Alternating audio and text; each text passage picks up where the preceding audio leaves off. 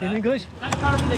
Organizer said to me that go to talk with that guy, he allows you, then we are all good. Back and forth, go to that guy, go to the other. Apparently the answer was clear. UCI does not allow using cameras for elite, especially for masters or amateurs is a different story. There are two steps. First, you have to get approval from the organizer that they allow you to record it. Once you get approval from the organizer, then you go to UCI official of the race. Then he takes a look at your camera setup, whatever, and gives you green light or no green light. The best thing happened at the end of the stage where I met our organizer. Long story short, he said that, okay, I have your number and tomorrow you can start. I will talk to officials and it will be all fine. One way or another, I'm still going to mount the camera under the handlebars, not because it's like hidden, because it's just safer, because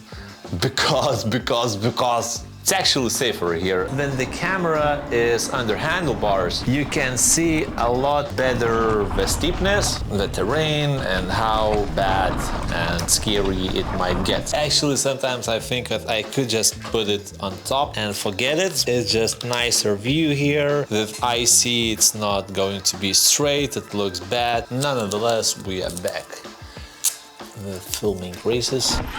So let us pass and that's it. Driving at your own pace. What the hell are you doing? What was the experience without the camera? It was fine.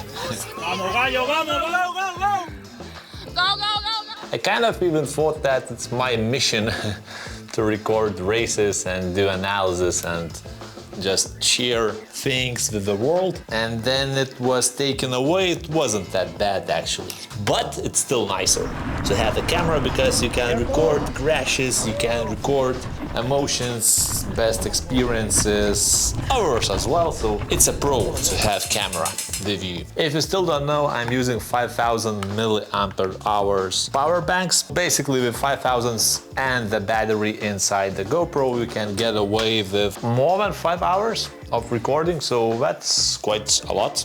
Normally the races ends up sooner, at least by now. Then everything went fine with the power bank, fully able to record with one power bank. So that's how the magic happens. In the past I've been using generic electric tape. It's narrower, it requires more work, but now with this one a lot more faster.